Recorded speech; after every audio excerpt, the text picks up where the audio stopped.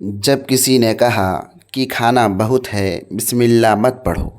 ایک خان صاحب اور تبلیغی بھائی کسی لمبی سفر پر جا رہے تھے، جس کی وجہ سے دونوں گہرے دوست بن گئے۔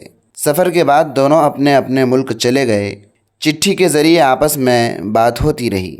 ایک مرتبہ خان صاحب کسی کام کی وجہ سے تبلیغی دوست کے ملک میں گئے تو اپنے دوست سے بھی ملنے چلے گئے۔ جب دونوں کی ملاقات ہوئی تو دونوں بہت خوش ہوئے۔ دوپہر کے کھانے کا وقت ہو چکا تھا تو خان صاحب کو کھانا کھانے کے لیے روک لیا۔ خان صاحب ماشاء اللہ جوان اور تندرست آدمی تھے اور عام طور پر خان صاحب کھانا زیادہ کھاتے ہیں۔ جب کھانا تیار ہو گیا اور دسترخوان لگ گیا تو خان صاحب کو کھانے کے لیے بلایا اور کہا، خان صاحب بسم اللہ پڑھ کر شروع کیجیے، اللہ کھانے میں برکت دے گا۔ تو یہ الفاظ خان صاحب کے دماغ میں گونجنے لگا، یہ بسم اللہ پڑھنے کے لیے کیوں بول رہا ہے؟ تو پھر اس کے سمجھ میں آیا کہ کھانا کم ہے، اس لیے بسم اللہ پڑھنے کے لیے بول رہا ہے۔ خان صاحب بھی سیدھے سادھے بھولی طبیعت کے آدمی تھے۔ بسم اللہ پڑھ کر کھانا شروع کر دیا۔ اتفاق سے کھانا ختم ہو گیا۔ کھانے کے بعد وہ اپنے ملک چلے گئے۔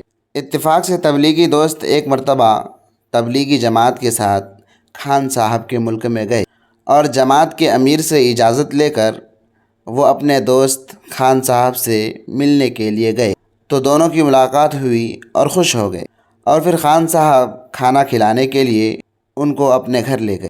تبلیغی دوست نے خان صاحب کو کھاتے وقت جو بسم اللہ پڑھنے کے لیے کہا تھا وہ اس کے دماغ میں آج بھی کھٹک رہا تھا۔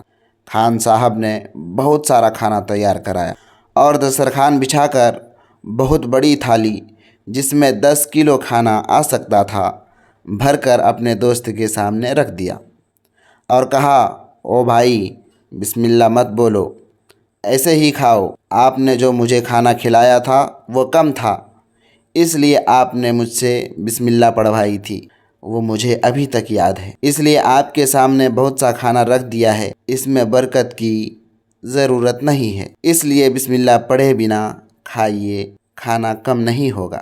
سبق: اس واقعے سے یہ پتہ چلتا ہے کہ علم دین کا نہ ہونا ہمارے لیے کتنا نقصان دینے والی چیز ہے۔ جیسا کہ آپ نے بہت سے لوگوں کو رمضان کے بارے میں یہ کہتے ہوئے سنا ہوگا کہ روزہ تو وہ لوگ رکھتے ہیں جن کے گھر میں کھانے کے لیے کچھ نہیں ہوتا۔ اللہ کی پناہ۔ اگر ویڈیو تھوڑا سا بھی پسند آیا ہو تو ایک لائک کر کے چینل کو سبسکرائب کر دیجیے، اور اگر فیس بک پر دیکھ رہے ہیں تو پیج کو فالو کر کے شیئر بھی ضرور کر دیجیے۔ خدا حافظ۔